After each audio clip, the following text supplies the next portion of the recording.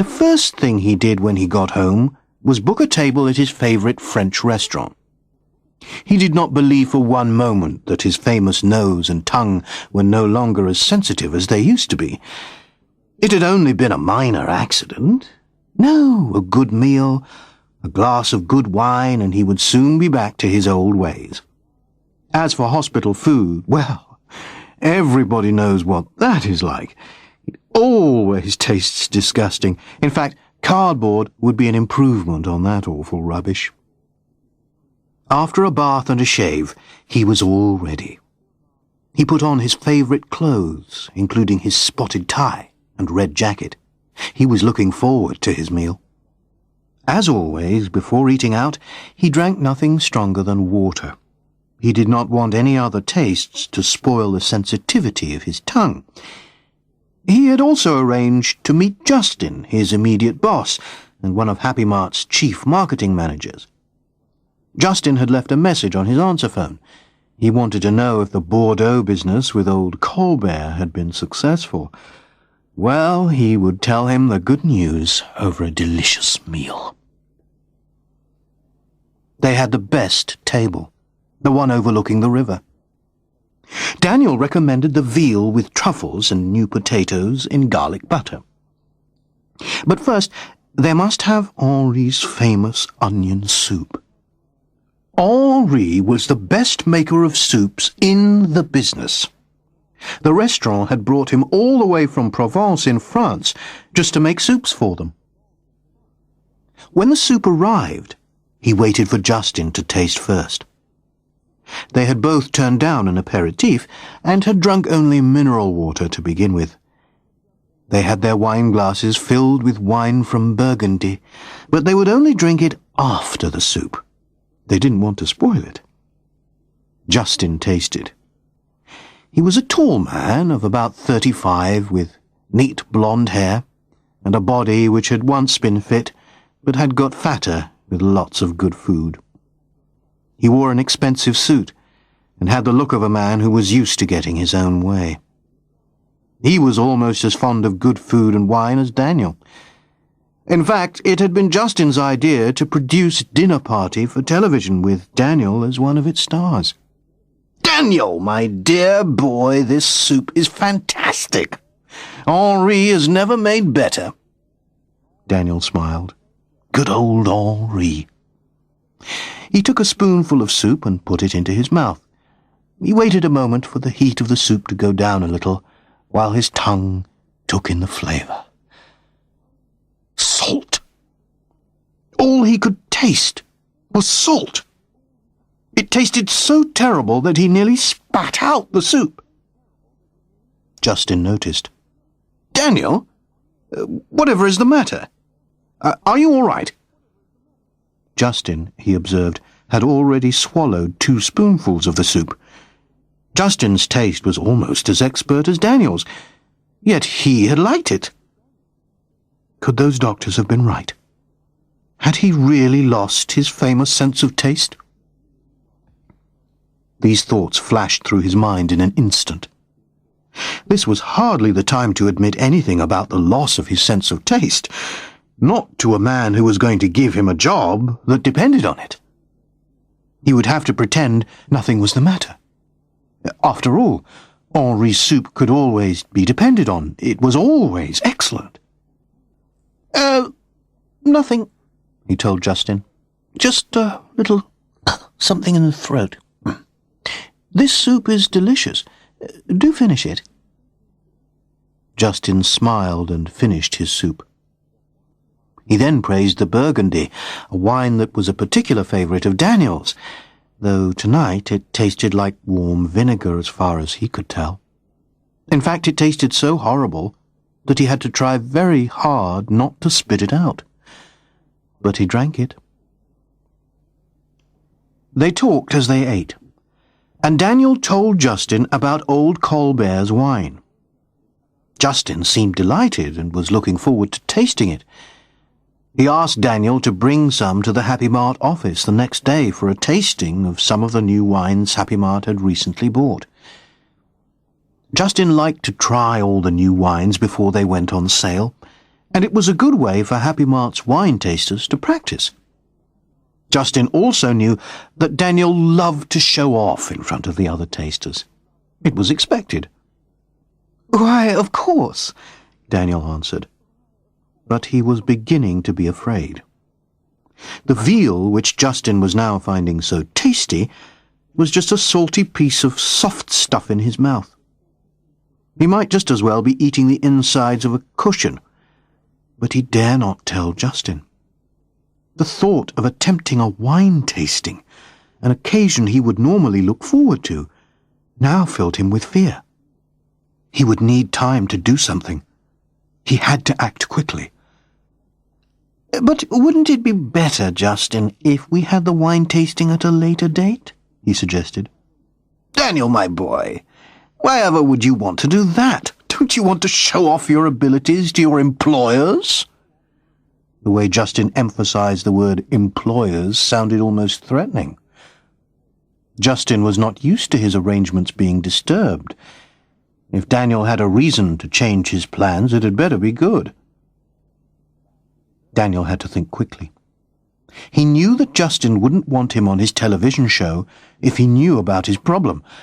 He might even find a reason to make him leave Happy Mart completely. An idea formed in Daniel's mind. A desperate one, but it came out of his mouth before he could stop it. "To give us time to bring over our new employee, Monsieur Colbert," said Daniel.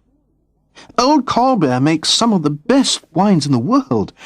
Perhaps he would be a good man to test out our wines as well as myself. After all, if he is to supervise our new vineyard, it would be a good idea to get his expert advice on other wines, wouldn't it?" Justin sensed that something was not right, but didn't know what it was. He didn't really like Daniel, but had always respected his abilities as a wine taster, even if he thought Daniel was greedy, with too high an opinion of himself. But, of course, if he wasn't able to do the job anymore, then there was no reason to keep him on. "Why, Daniel, I never thought I'd hear you tell me that you valued somebody else's opinion above your own. You must be losing your abilities." "Not at all." Daniel thought that old Colbert was sure to have a good nose for wines. In his business, he had to have. He could simply agree with everything Colbert said. That would stop people finding out about him and save him from a huge embarrassment. He could pretend there was nothing wrong with him and just judge wines on their color and feel. You could tell a lot about wines that way if you knew what to look for, as he did. Yes, he could use old Colbert to get him out of this mess until his sense of taste got back to normal. But that would be soon, he was sure. "Oh, all right, Daniel. I'll leave the arrangements to you. Bring him over, fix a date, and I'll get the wines. But, Daniel—" "Yes, Justin?" "Don't make a habit of this, okay?" Daniel went to see the doctor again. He had been certain that his condition was just temporary, but now he wasn't so sure. Would he ever get his sense of smell and taste back to normal?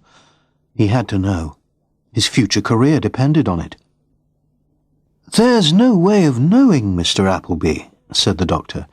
"In most cases I'd say no, but your brain suffered very little damage. It might recover, but I can't be sure. I'm sorry I can't be more helpful than that." That evening at home, Daniel did something he very rarely did.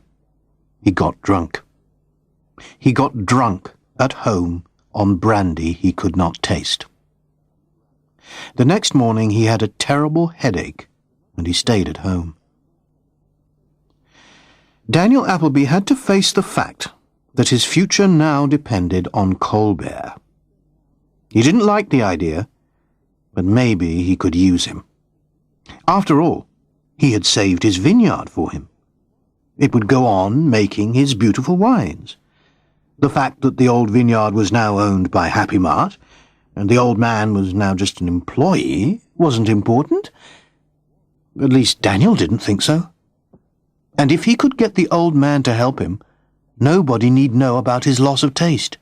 Surely, thought Daniel, old Colbert could understand the pride we wine tasters have in our profession. After all, he's a proud man himself, in his way. Daniel guessed that Colbert, like most wine experts, would love to try what other wines were on offer. In any case, he knew that Colbert would be needed to instruct Happy Mart specialists on the methods he used to produce his wine. Daniel decided to risk it. He would tell Colbert everything about his accident and his loss of taste. Besides, Colbert owed him a favor, didn't he? But just to be sure, he would tell him that he would get him sacked from his new job if he didn't help. He couldn't refuse then. He would get on the telephone and speak to him right away. No problem. The next few days saw Daniel Appleby busily making arrangements over the telephone with old Colbert, who agreed to be there in 2 weeks. Thank goodness. A week later, Daniel got a phone call from Justin. He had just tasted some of old Colbert's wine, and he was very excited about it. "Daniel, my boy, I knew it must be good because of what you said, but I never realized it would be this good.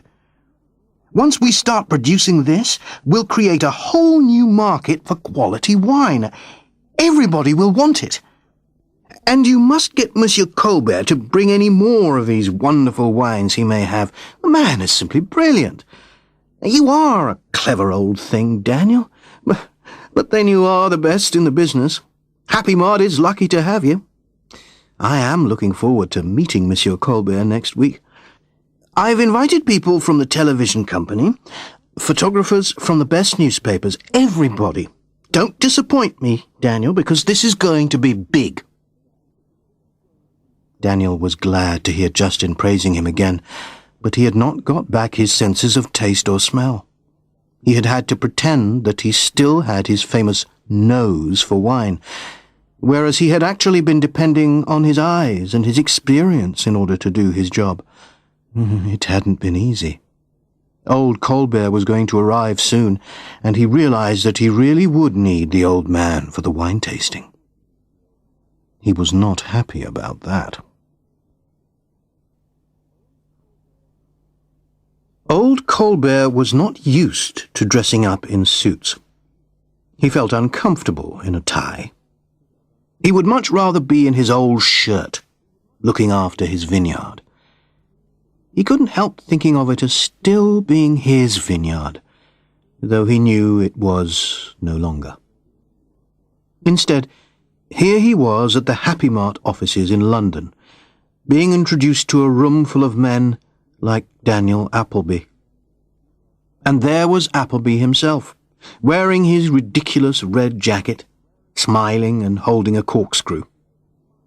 He was busy telling everybody all about Monsieur Colbert's marvellous wines, and how lucky he had been to be the man who had discovered them. Appleby had told Colbert he owed him a favour, and Colbert was not a man who forgot to pay back what he owed. Not at all. Justin was smiling as he stood by the table full of empty wine glasses. He tapped a glass on the table with a spoon. It was surprisingly loud. Everybody turned around to look. "Gentlemen," he said, "Monsieur Colbert has kindly agreed to bring along some more of his wonderful wines for us to taste today. This promises to be a treat indeed. Daniel, if you would be so kind." Daniel turned to Colbert, who then handed Daniel one of the bottles he had brought with him. "This is one we made recently, monsieur," said Colbert. "Shall we taste it first?"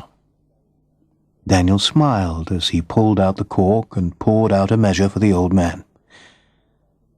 Justin had insisted that Daniel take charge of the wine tasting, It was his way of saying he trusted him. Fine, that suited Daniel. Now he could make sure that the wine was completely under his control, just as he wanted. The photographers were all taking pictures, and television cameras were pointing at him. Good. He was enjoying himself. Colbert lifted up his glass, smelled the liquid first, tasted it, then spat it from his mouth into a small metal bucket kept on the table at such occasions. He looked at Daniel and gave a little nod, barely noticeable to anybody else. That was the signal he had arranged with Colbert. Now he could start showing off. "My friends, Monsieur Colbert has been good enough to allow me to be the first to taste the latest wine from the Colbert vineyard." Daniel paused to pour out a measure into his own glass from the newly opened bottle. "If you would allow me." Daniel did what everybody had come to expect of him. He smelled the glass with his expert nose, breathed deeply, then took a mouthful of the deep red liquid, taking care to roll it carefully around his mouth before spitting it into a bucket. Everybody waited while he looked upwards, as he always did before giving his judgment on a wine. Finally, he spoke. "This wine is truly a fine example of a great wine, full of fruit and with excellent body. It is to wine what a Picasso painting is to art, a true masterpiece. One cannot taste a wine like this and not feel that one has tasted greatness. Monsieur Colbert, you have made a wine fit for the gods." "Well," said Justin, "let's not waste time, gentlemen. Your glasses, please."